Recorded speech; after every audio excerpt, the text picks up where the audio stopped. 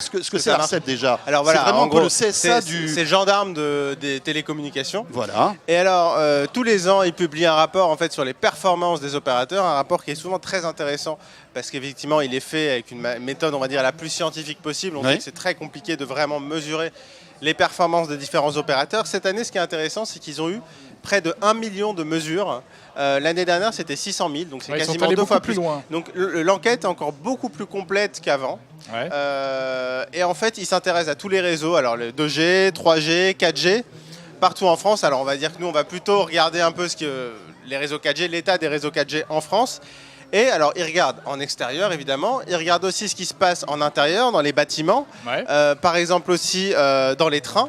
Et pour la première fois cette année, ils ont regardé aussi tous les métros de toutes les grandes villes.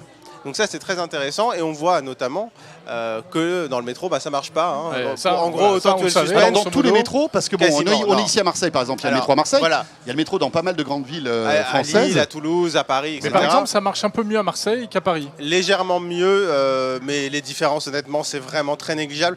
L'endroit, je crois, parmi les métros où ça marche le moins bien, effectivement, c'est Toulouse. Je crois, où là, ça marche quand même très très mal. C'est paradoxal parce que c'est un métro qui est assez récent. Voilà, mais malheureusement... Mais bon, ils ont mis les rails, mais ils n'ont pas mis les antennes. Voilà, et c'est un peu les promesses à chaque fois de tous les opérateurs de métro. Il y aura la 4G pour l'année prochaine. Ça n'arrive pas. En gros, que ce soit malheureusement Orange, que ce soit Bouygues, que ce soit SFR, que ce soit Free, ça marche à peu près pour appeler, pour envoyer des SMS, mais pour aller sur Internet, pour aller sur la data, c'est très mauvais. C'est franchement très mauvais. Compliqué. Après, alors si on sort du sous-sol, voilà, si on remonte un peu à la surface, ça marche mieux. C'est intéressant. En fait, il y a deux grands thèmes de cette enquête. Il y a d'abord la couverture du territoire, et ensuite les débits. Ils ont mesuré les débits selon les différents opérateurs et selon les endroits. Sur le territoire, il y a quand même un bémol qu'il faut souligner, c'est qu'aucun opérateur français à l'heure actuelle ne couvre plus des 2/3 du territoire en 4G. Voilà, donc ce qu'ils font, alors, c'est qu'ils communiquent surtout sur la population, ce qui est vrai. Hein. Là, ce qui est pas aberrant. Ce qui est pas aberrant, ce qui est logique. En fait, c'est-à-dire que quand on couvre 100% de la population, ça ne veut pas dire qu'on couvre 100% du territoire. Forcément, il y a des endroits où il n'y a pas grand monde, tout simplement.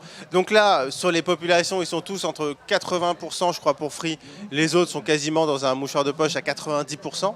Par contre, pour la population, ils sont tous en dessous des 2/3. Alors, le gagnant, c'est SFR qui est à 60%, qui a beaucoup investi avec Bouygues. Bouygues et SFR sont ceux qui ont le plus investi, notamment en zone rurale. Donc, ils couvrent 59 et 58%. Orange, juste derrière, 55%.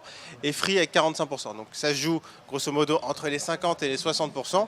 Il y a encore du boulot maintenant pour aller chercher. Ça va être l'enjeu pour la 4G pour les prochaines années, d'aller chercher les 10% de population qui manquent, mais surtout les territoires qui ne sont pas couverts et qui vont faire que si vous allez, que vous circulez dans un coin un petit peu plus perdu qu'un autre, vous allez quand même avoir de la 4G. Donc c'est vraiment ça les progrès qui restent à faire. On a Caribou sur Twitter qui nous dit, si déjà j'avais la 3G chez moi, ce serait pas mal. Dans ma ville, alors, Caribou, je ne sais pas dans quelle ville tu es, dis-le-nous.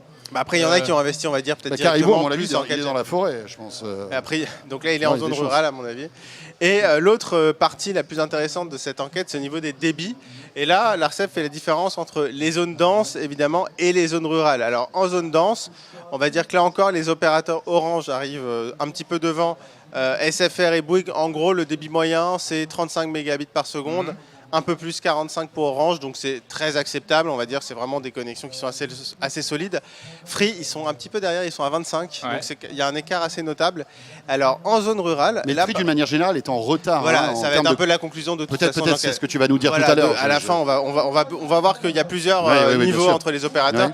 En zone rurale, on trouve SFR en premier avec 14 mégabits par seconde, Bouygues juste derrière avec 13, donc pareil, SFR et Bouygues qui ont les deux investi, ils ont des accords de mutualisation. Là, on parle de débit. On parle du débit, voilà. Pas de couverture. Pas de couverture, le débit, la 4G, voilà. En vitesse de connexion. Et en vitesse de connexion, effectivement, SFR et Bouygues sont les meilleurs en zone rurale.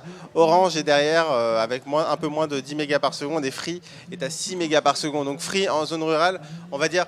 C'est un petit peu plus compliqué, mais c'est un petit peu de toute façon l'enjeu quand on choisit son opérateur. En fait, il ne faut pas choisir selon... Il n'y a pas forcément de meilleur. Il faut voir où on est, qui nous couvre. Et un peu les opérateurs des villes, les opérateurs des champs. Voilà, exactement. Et de toute façon, il y a un site qui a été mis en place par l'ARCEP pour aller checker ça. Et c'est vraiment, finalement, l'une des conclusions de cette étude. C'est aller voir sur le site de l'ARCEP.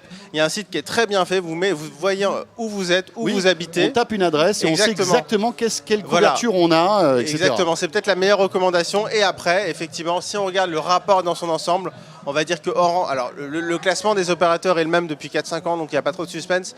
Orange, qui est, on va dire, l'opérateur quand même historique, arrive en première place, mais qui est suivi quand même d'assez près par Bouygues et SFR, qui sont, on va dire, en moyenne aussi bons l'un que l'autre. Et il y a Free, en fait, qui est malheureusement le seul opérateur, enfin malheureusement pour lui et pour ses abonnés, le seul opérateur à ne pas progresser cette année. Donc voilà, il y a un petit bémol pour Free cette année. Mais comme je vous dis, vraiment, ça n'a pas une valeur dans l'absolu. Il faut vraiment aller voir. Et en fonction du prix, effectivement, si vous allez voir, tous les opérateurs font, surtout en ce moment, des bonnes offres. Donc allez voir sur le site de l'Arcep pour voir lequel, voilà, le réseau, on va dire, c'est un peu du sur-mesure. Il faut voir lequel nous correspond le mieux. Très bien, merci beaucoup Raphaël. Et pour plus de détails, rendez-vous sur 01net.com pour lire les articles consacrés à ce classement de l'Arcep.